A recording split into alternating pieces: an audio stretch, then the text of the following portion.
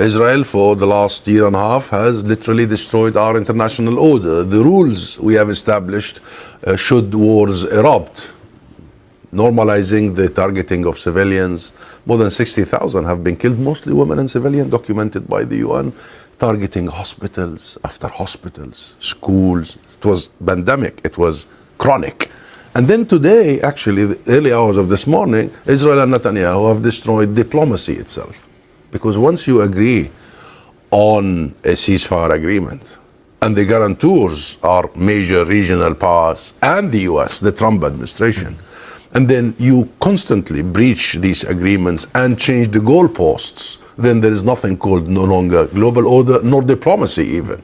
So the consequences of this is absolutely far-reaching. And now Netanyahu has dragged the US president from wanting to be the peace president to a war president. And war on who? War on who? War on women and children. War on people. From day one, we have warned the world that Israel will declare war on the Palestinian people. And this is exactly what happened. What do you say to those people who would argue that Hamas could have done more to sustain the ceasefire by releasing more hostages? Well, in the very end, there was an agreement. And the agreement was implemented by the two sides. The first phase was implemented. Netanyahu, but the manner in which they were returned was provocative. The men in balaclavas, the parading of hostages on stage, the weapons. It was a statement of intent that Hamas was going to continue to rule Gaza, and that is what has infuriated the Israeli Prime Minister. That's why I represent and speak on behalf of the state of Palestine. I know that. And the government of Palestine. And you know our position. Mm-hmm. You know it very, very well. However, you don't equate a state actor with a group, a political group. States have to be held to a certain standard. That's number one. Number two, if you are really interested in getting your hostages out, they were getting out. But I don't think Netanyahu, nor should you, or anybody on earth. And listen to the families of the hostages themselves. This very hour in Israel, what they are saying and what they are protesting. Netanyahu is not interested in getting the hostages out. He's not certainly interested in a ceasefire deal. He's not interested in a long-term sort of political solution. He isn't interested in his own political survival. He is taking this as a distraction from his own court cases, as you know, now proceeding. He is under the pressure of the fanatics in his government to take this as the Armageddon and to declare a total war and a war of extermination against the Palestinian people. The expulsion fallacy is coming back, the mass destruction and the mass expulsion, and you have been following all the fantasies coming from some senior Israeli officials and what they're doing in the West Bank. I've just returned from the West Bank, Rashid. What is happening in the West Bank is exactly and very similar to what they are doing in Gaza. The only difference is there is not much attention happening in the West Bank. So from day one, Netanyahu is not interested in a deal. He wants a perpetual, permanent war because it serves him. And unfortunately, he's dragging you, he's dragging us, he's dragging the rest of the world. Now he's dragging President Trump into this right in the middle of trying to reach a ceasefire agreement in Ukraine. So the ramification of this is going to go much further than the borders of Palestine. He has said in the last few minutes that from now on, negotiations will take place only under fire. That is Netanyahu. Of course.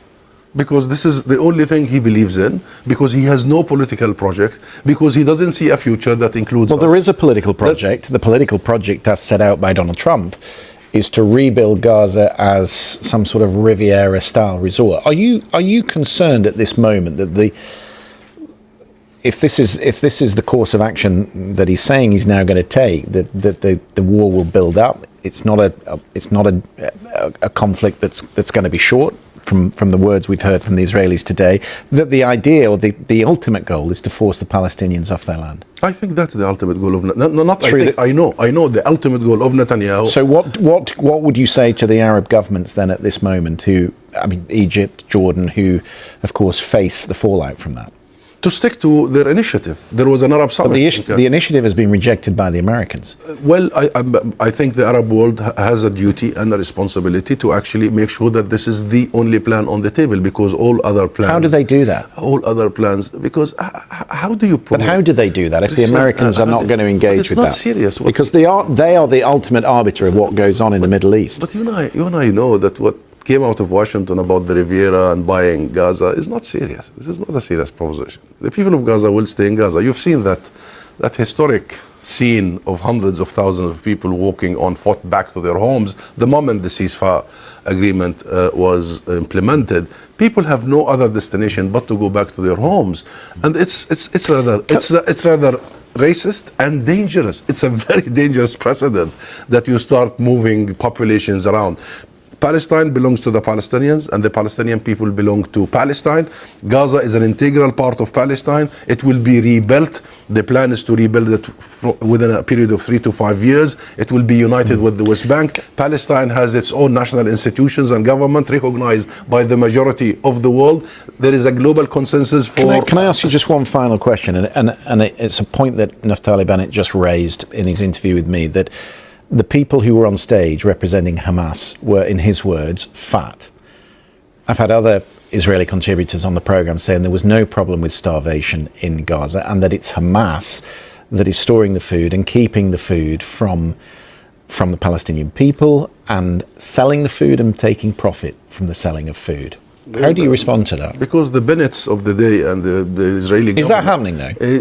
No, the starvation is against the people. It's against the children. You know how many children have died of starvation? You know how many Palestinian children in Gaza have died because of the cold in the last few weeks? Of course, the starvation will not reach the fighters. They are starving the people, and on purpose. And this is not just since the 7th of October. Gaza has been put on diet. I'm quoting them publicly, the Israeli officials, for 17 years, Krishna. This is a sick mentality. This is an ideology. This is a policy that has been going on for a long time. The use of starvation as a weapon of war, the use of disease as a weapon of war, and the use of sexual violence as a weapon of war. And please, this is not me saying this. But you're accepting that the Hamas fighters are not getting starved, that they will take food. I don't think you and I should be discussing the Hamas fighters. You and I should be discussing what is Israel's responsibility for the 2.3 million innocent civilians in Gaza. What is their responsibility as an occupying power under international law, and how they are ransacking these very rules, and what will be the implications on the rest of the world for such a thing, because everybody else is watching. I assure you, many are learning the wrong lessons. This is a very dangerous moment in our history if we sit here and say, oh, but that man was fat, but we can still cut off electricity and water and energy. I mean, is this real? Is this real? I think if the UK government does stand now, and I heard the Foreign Secretary only yesterday saying Israel did breach international law and this must stop, humanitarian aid must be supplied, we need action now by the government of the UK and all other governments to impose and enforce this ceasefire, to make sure that humanitarian assistance is unhindered, and to swiftly move to a political horizon whereby we resolve this issue rather than manage it. Hassam Zomlot, always grateful for your time.